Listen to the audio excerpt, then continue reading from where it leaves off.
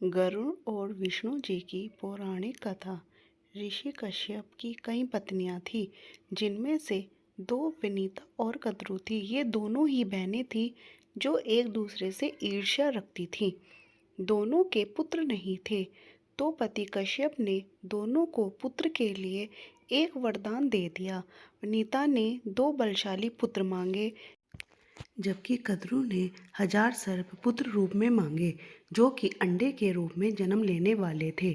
सर्प होने के कारण कद्रू के 1000 बेटे अंडे से उत्पन्न हुए और अपनी माँ के कहे अनुसार काम करने लगे। दोनों बहनों में शर्त लग गई थी कि जिसके पुत्र बलशाली होंगे, हारने वाले को उसकी दास्ता स्वीकार करनी होगी। इधर सर्प ने जो जन्म ले लिया था, लेकिन वनिता के अंडों से अभी कोई पुत्र नहीं निकला था। इसी जल्दबाजी में वनिता ने एक अंडे को पकने से पहले ही फोड़ दिया था। अंडे से अर्धविकसित बच्चा निकला, जिसका ऊपर का शरीर तो इंसानों जैसा था, लेकिन नीचे का शरीर अर्धपक्व था। इसका नाम अरुण था। अरुण ने अपनी माँ से कहा कि पिता के कहने के बाद भी आपने धैर्य खो दिया और मेरे शरीर का विस्तार नहीं होने दिया, इसलिए मैं आपको श्राप देता हूँ कि आपको अपना जीवन एक सेवक के तौर पर बिताना होगा।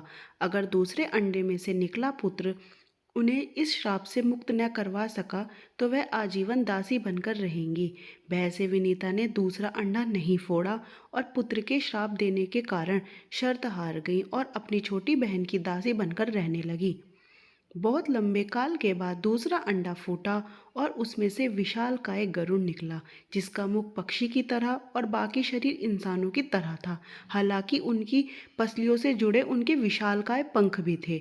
जब गरुड़ को यह पता चला कि उनकी माता तो उनकी ही बहन की दासी हैं और क्यों हैं यह भी पता चला, तो उन्होंने अपनी मौसी और सर्पों से इस दासत्व से मुक्ति के लिए उन्होंने शर्त पूछी। सर्पों ने विनीता की दास्ता की मुक्ति के लिए अमृत मंथन से निकला अमृत मांगा।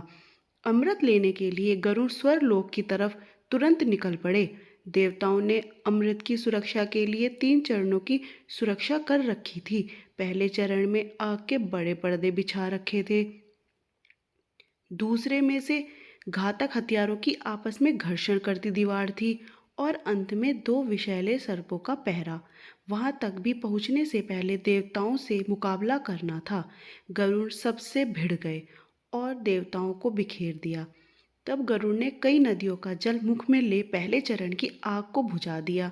अगले पथ में गरुड़ ने अपना रूप इतना छोटा कर लिया कि कोई भी हथियार उनका कुछ न बिगाड़ सका और सांपों को अपने दोनों पंजों में पकड़कर उन्होंने अपने मुंह से अमृत कलश उठा लिया और धरती की ओर चल पड़े।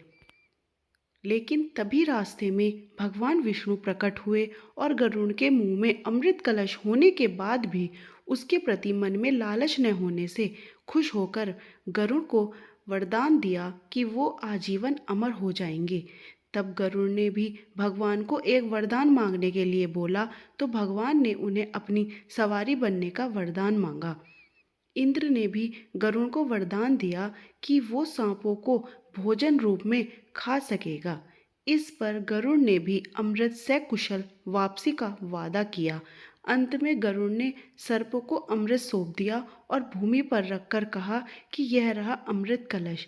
मैंने यहाँ इसे लाने का वादा पूरा किया है और अब यह आपके सुपुर्द हुआ, लेकिन इसे पीना नहीं, सभी स्नान करें तो अच्छा होगा।